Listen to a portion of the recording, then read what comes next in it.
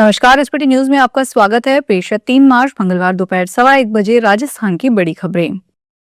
जयपुर के 10 मंजिला अपार्टमेंट के 6 फ्लोर स्थित फ्लैट में आज मंगलवार सुबह भीषण आग लग गई। श्यामनगर थाना पुलिस ने रेजिडेंसी गार्ड्स की मदद से रेस्क्यू ऑपरेशन चला। बिल्डिंग को खाली करवाया गया।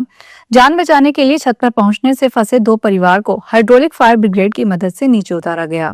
पुलिस ने फायर ब्रिगेड की 2 गाड़ियों की मदद से आधे घंटे की मशक्कत पर आग पर काबू पाया। आग से पूरी तरह फ्लैट जल जाने से लाखों रुपए का नुकसान हुआ है। एसएचओ दलवीर सिंह ने बताया, श्यामनगर जनपद पर अलौकिक स्वरूप रेजिडेंसी के नाम से 10 मंजिला अपार्टमेंट है। बिल्डिंग में बने फ्लैट में करीब 200 लोग रहते हैं। मंगलवार सुबह करीब 6:30 बजे अपार्टमेंट के 6 फ्लोर पर रहने वाले कमल के फ्लैट में आग लग गई। साल का पहला चंद्र ग्रहण फाल्गुन पूर्णिमा मंगलवार 3 मार्च 2026 को यानी कि आज लगने जा रहा है।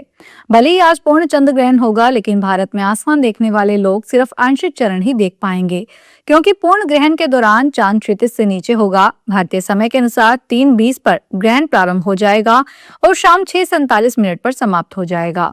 यहाँ चंद्रोदय के अनुसार महज 25 मिनट ही ग्रहण दिखाई देगा। भारत से हम पूरा ग्रहण नहीं देख पाएंगे, क्योंकि चांद हमारे क्षितिज से नीचे होगा। भारत से केवल आंशिक चंद्र ग्रहण दिखाई देगा। पूर्ण ग्रहण मुख्य रूप से उत्तरी अमेरिका, ऑस्ट्रेलिया और प्रशांत क्षेत्र में दिखाई देगा।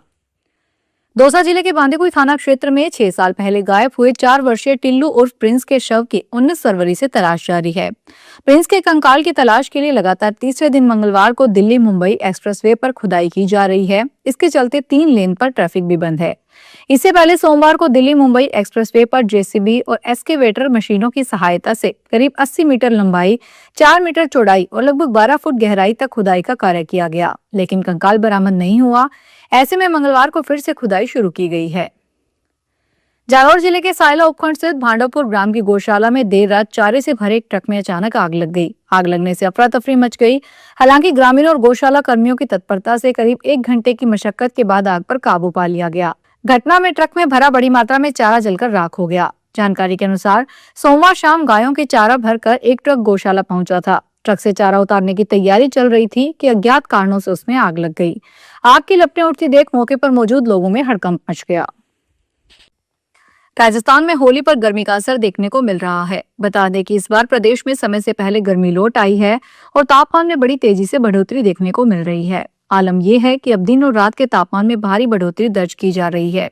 पश्चिमी राजस्थान में गर्मी का कहर सबसे अधिक है। मौसम केंद्र जयपुर के अनुसार राज्य के अधिकतर भागों में आगामी 1 सप्ताह मौसम शुष्क रहने और आगामी दिनों में न्यूनतम व अधिकतम तापमान में 2 से 3 डिग्री सेल्सियस की बढ़ोतरी होने की पूरी संभावना है। वहीं गर्मी से अभी राहत मिलने के आसार नजर नहीं आ रहे। मौसम विज्ञान केंद्र जयपुर के निदेशक राधेश्याम शर्मा के अनुसार राज्य में आगामी 1 सप्ताह तक मौसम पूरी तरह शुष्क बना रहेगा।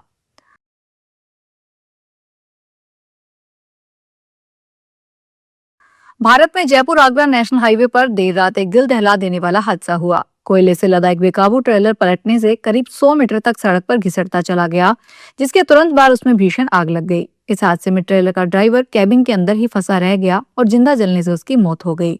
ट्रेलर की रफ्तार तेज थी और पलटने के बाद वह काफी दूर तक सड़क पर रगड़ता हुआ गया।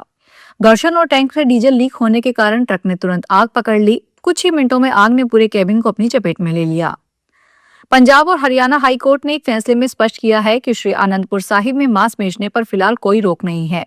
जब तक सक्षम प्राधिकारी द्वारा प्रतिबंध लगाने के संबंध में कोई औपचारिक अधिसूचना जारी नहीं की जाती, तब तक ऐसे किसी भी बिक्री को रोका नहीं जा सकता।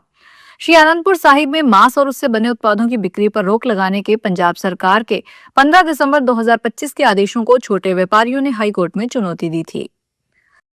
राजस्थान में आज मंगलवार होली मनाई जा रही है। सड़कों पर टोलियां निकल गई है। जयपुर के गोविंद देव जी मंदिर में सुबह से भक्तों की भीड़ है। श्रद्धालु लोक गीतों की धुन पर थिरक रहे हैं, एक दूसरे को गुलाल लगाकर होली की बधाइयां दे रहे हैं। उधर जयपुर का खासा कोठी होटल परिसर भी आज रंगोत्सव में सरोबार हो रहा है। यहाँ चल रहे होली उत्सव में दुनिया के कोने कोने से मेहमान आए हैं। 300 किलो से अधिक प्राकृतिक गुलाल का इंतजाम किया गया है। सुबह करीब 10 से दोपहर 2 बजे तक चलने वाले सांस्कृतिक महोत्सव में देशी विदेशी मिलाकर 3000 से अधिक पर्यटक शामिल हो रहे हैं। जल जीवन मिशन घोटाले में फरार आरोपियों पर शिकंजा कसने के लिए एसीबी ने होली पर्व के दौरान भी तलाशी अभियान तेज कर दिया है। एसीबी की 6 टीमें तैनात की गई है। मामले में सेवानिवृत्त आईएएस सुबोध अग्रवाल, अधीक्षण अभियंता जितेंद्र शर्मा, तत्कालीन एससी मुकेश गोयल और निजी व्यक्ति संजीव गुप्ता की तलाश की जा रही है। एसीबी की 6 विशेष टीमें आरोपियों के जयपुर, दिल्ली सहित अन्य शहरों में स्थित घरों और संभावित ठिकानों पर लगातार नजर रखे हुए हैं। अधिकारियों का मानना है कि होली जैसे पर्व पर फरार आरोपी अपने घर या रिश्तेदारों के यहाँ पहुंच सकते हैं। यूपी के हाथरस में यमुना एक्सप्रेसवे पर मंगलवार तड़के डबल डेकर बस ने चलती इको वैन को पीछे से टक्कर मार दी। हादसे में पति पत्नी समेत 6 लोगों की मौत हो गई, 7 लोग घायल हो गए। मृतकों में 3 आगरा और 3 राजस्थान धौलपुर के रहने वाले हैं। ये होली के लिए घर जा रहे थे। बस दिल्ली से गोरखपुर जबकि वैन दिल्ली से धौलपुर जा रही थी। ओवरटेक करने की कोशिश करते वक्त टक्कर हो गई। टक्कर इतनी भीषण थी कि वैन उछलकर 10 फीट दूर गिरी। उसका पिछला हिस्सा चकनाचूर हो गया। गनीमत रही कि बस सवार यात्रियों को चोट नहीं आई।